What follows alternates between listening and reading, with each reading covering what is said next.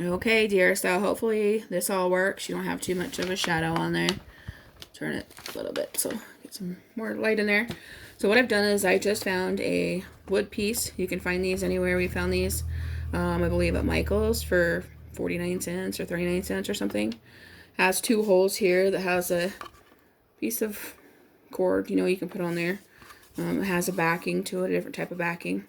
So this is what you'll need is you'll need some type of a surface that you want to put your picture on. Of course, the picture that you want to put on, you can cut it to shape. You can cut different shapes, however you want to put that picture on. You're going to need the paint, of course. I just used a little one I found at Walmart, discount 75 cents. We found some chalk paint and stuff you can get about anywhere. Walmart, Michael's, anywhere that's got paint, craft stores. I go cheaper, so we usually try Walmart, but they have some good sales from time to time when Jim and I went over to Michael's. So try there. You'll also need Mod Podge. This is what it looks like. This huge bottle, you don't need one as big if you don't do a lot of crafts. You can just use the teeny tiny ones for one project. But this is, you have to have this in order to do this type of a project that you're going to do. And then at the very end, you're going to need this matte finish. You can have a glossy finish if you like it shiny. I don't like shiny things, so I do the matte finish, and it's just an acrylic sealer. Make sure that it says acrylic. They've got some other ones that have a sealer on it that will burn and bubble your pictures. Make sure it's acrylic sealant, matte finish, because I don't like glossy. But it's your choice on how you want to do that. And then this is one of our projects we did. We did kind of a collage one. It's the letter C. This is just a piece of it. But it just has different cutout pictures we made a collage of. And these are stuck to this letter, and it's just a little vinyl background kind of a thing. But it's cute. It works. You can take any type of a surface. This is another surface I'll be working on later. I found these at the dollar store. And it's actually a brass tray. Kind of like that. And I just painted a color. And this is a disgusting Pepto-Bismol, but when I'm done antiquing it, it'll look a lot better. And this is what it looked like when I originally got it. Some glossy stuff off of there. Anyway, so you'll need that. You'll need, I use the sponges. These are the sponges I talked to you about. It's better for Mod Podge because Mod Podge is kind of a glue base. So these are better than a bristle because the bristles will turn hard and get stuck up in there. But you can use this type of a brush to paint or this. Doesn't really matter. Wood surfaces, I prefer this.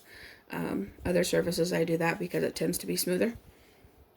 But it's up to you. If you were to do a paper like we talked about, this is just a demo. I won't actually put this on there. But you would take whatever paper. This is a wrapping paper. You could use scrapbook paper, construction paper, whatever type of paper you want on there. Cut it to how you want it. You can do the exact same thing with your paper onto your surface as you do with your picture on your surface. So if you wanted that, you'd cut that out however you wanted it. Put it on to fit your board and then do it that way. I'm going to put a picture in here at a later point, but just to give you this example, I'm going to do the back of this surface one so I could show you what it looks like. So what I did, this is all painted like I said. I already did it. Open this Mod Podge. And you don't have to have a lot, so I never really pour it into a container. I just dip my brush into the bottle of it. And then you're just going to gloss the back, not a whole lot because it's just a tiny bit. You don't want a lot of bubbles in it. Bubbles are going to show up just like a glue surface if you used to use Elmer's glue on something. You don't want a whole bunch of it on there because it will bubble with those spots and get all yucky. So really lightly spread it even so you just can see where it's just a little bit glossy on there. So that just means it's a tiny bit of coverage. Put your picture where you need it or where you want it. So I just cut some shape out here so you know you can do it with a shape. Press it on there so it sticks and it won't be moving around for you. Give it just a second to adhere. And then, like I said, when you do this on a wood, you can do it on live wood, do it on whatever wood you wanted to do for tea. That works great. And then, now we're going to gloss over the top. So, get a little more on your brush. Same concept. Go over the top. And you're going to start panicking, thinking, oh goodness, it's like all over my picture. It's going to ruin it. It won't, I promise. But you're just going to paste it on there.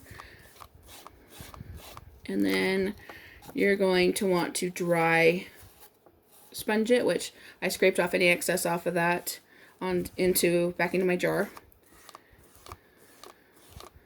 Mod Podge back over that to make sure it's all clear. There's no gumpy, lumpy spots like if you were to mow your yard. We don't want to leave a strip of grass taller than all the others. So as you can see, it looks like it's all spread real thin. Places that kind of tend to bubble up a little bit or that don't look like they're on too securely, grab a little bit more. I just dab it in there. You can use your finger to kind of go over it. Make sure it all sticks into the corners.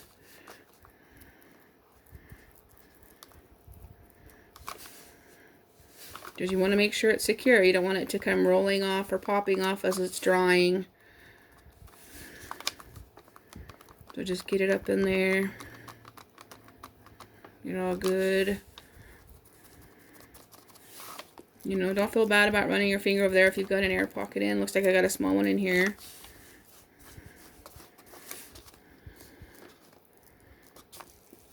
There we go. Just take that out of there. Dry brush again.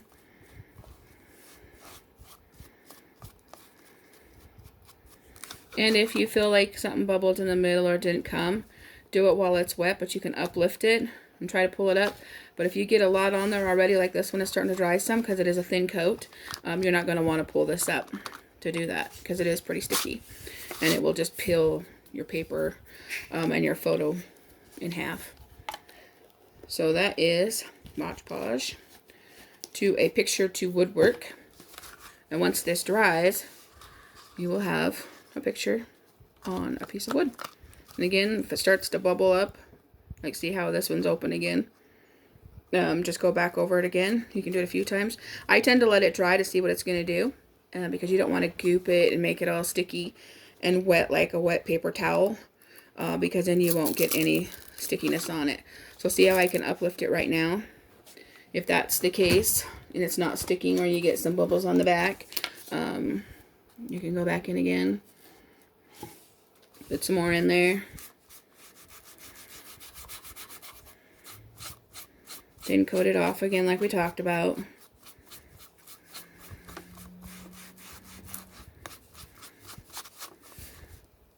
Lay it back down.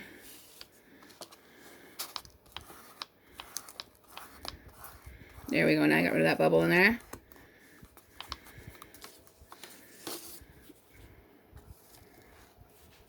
Go back over my top.